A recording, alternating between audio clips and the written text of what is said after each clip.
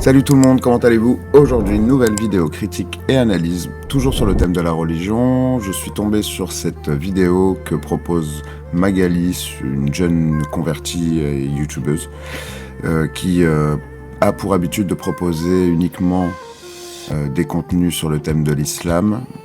Bon, malheureusement pour nous et pour sa communauté, mais ce qui n'a pas l'air de déranger visiblement, parce qu'elle a finalement un peu de succès. C'est l'esprit critique en fait elle l'a laissé de côté, donc on va aujourd'hui faire tout simplement le travail qu'elle aurait dû faire avant de le proposer à sa communauté. Donc j'espère que ce contenu vous plaira. N'oubliez pas qu'il y a l'espace commentaire pour vous exprimer. N'hésitez pas à liker cette vidéo, vous abonner si c'est pas déjà fait, activer la petite cloche et c'est parti.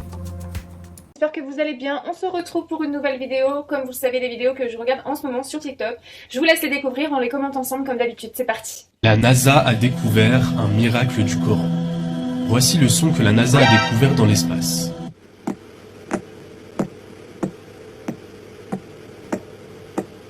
Il s'agit du son qu'émet une étoile pulsar découvert en 1968. Ce type d'étoile a précisément été mentionné dans le Coran il y a plus de 1400 ans.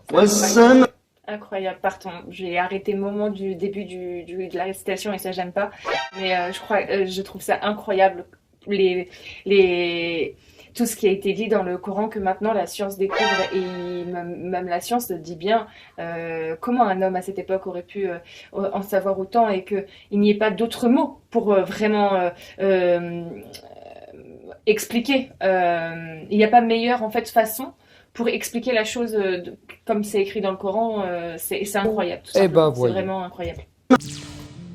Ouais, il y a tellement de choses qui vont pas, mais je peux comprendre que ça prête à confusion. Bon, premièrement, déjà, c'est pas la NASA qui a fait cette découverte. Bon, c'est un petit détail, ce n'était pas en 1968, mais en 1967.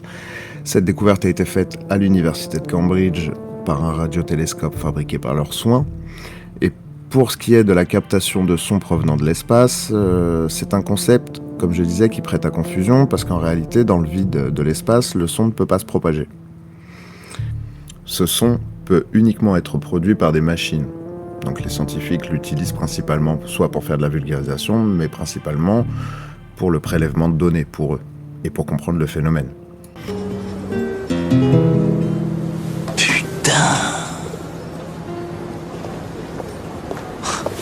Rien compris, moi.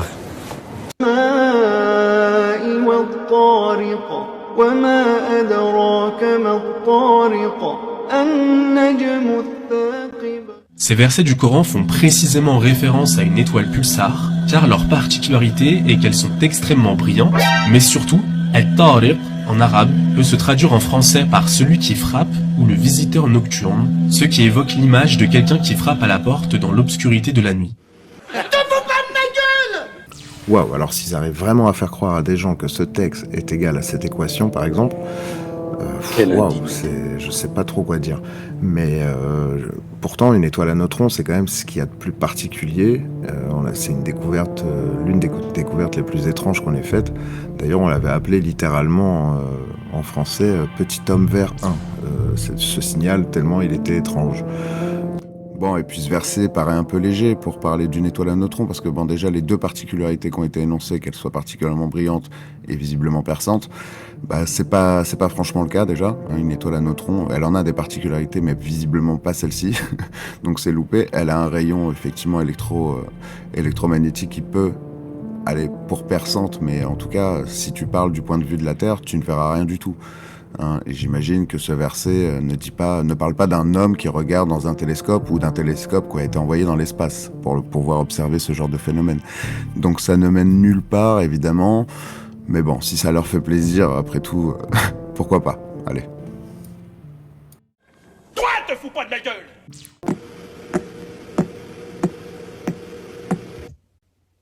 Alors moi je trouve qu'on dirait plutôt des pas.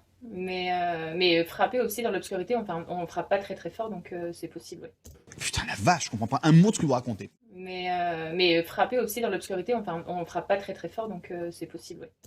Allez-y, excusez-moi, reprenez depuis le début, je vous écoute. Alors moi je trouve qu'on dirait plutôt des pas, mais frapper aussi dans l'obscurité, enfin on frappe pas très très fort, donc c'est possible, ouais. Vous apprêtez à être témoin d'un miracle scientifique exceptionnel. La Kaaba est le point d'équilibre de la Terre.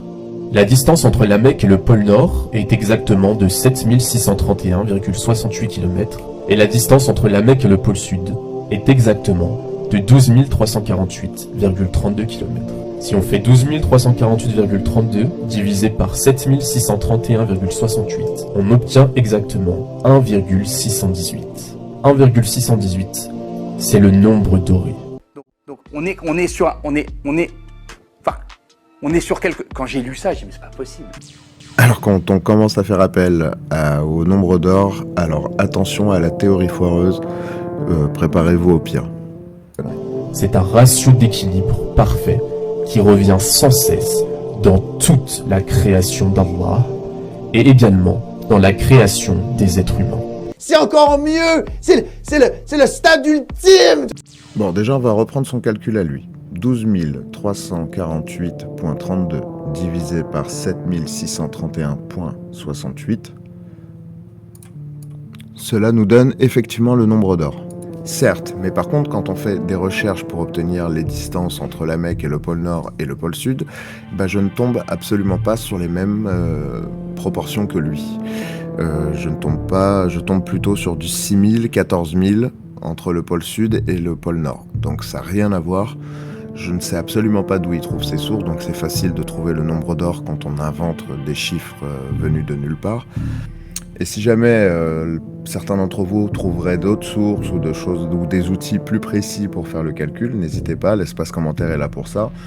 Mais ceux qui douteraient de ce que j'ai retrouvé et qui voudraient croire éventuellement à ce qui est dit sur une vidéo TikTok, faites vos recherches aussi de votre côté et puis n'hésitez pas à les comparer avec les miennes. Après tout, l'espace commentaire est là pour ça, donc n'hésitez pas.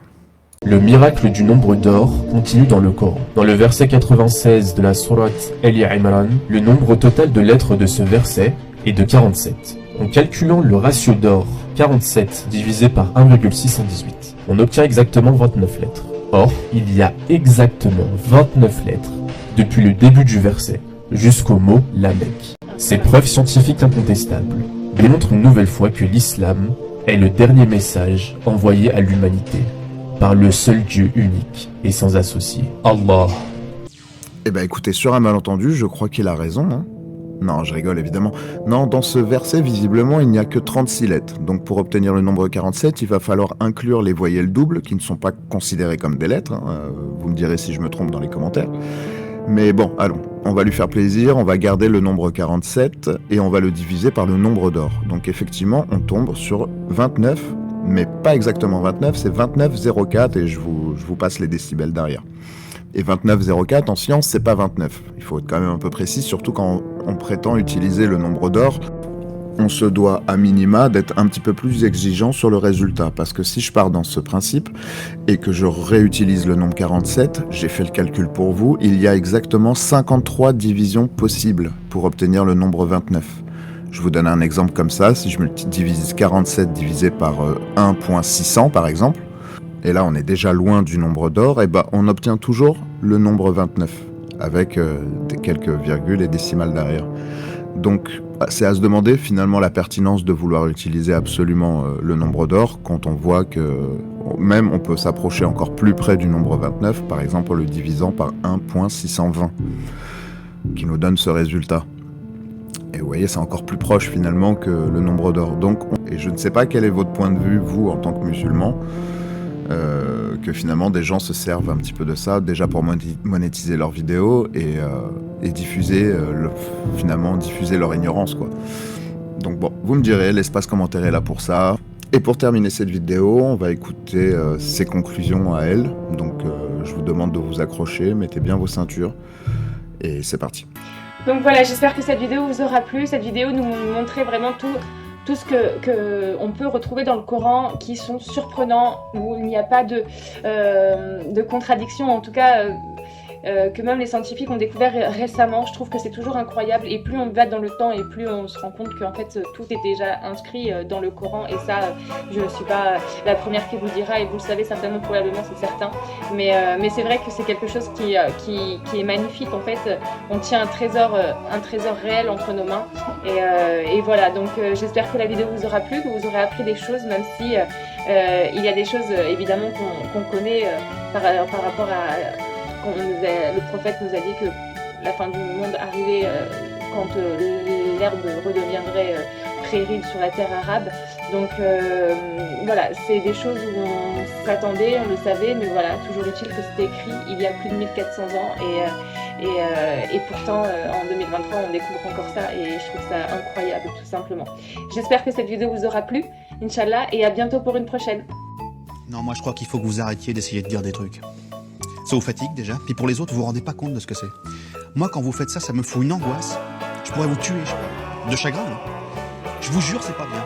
Il faut plus que vous parliez avec des gens.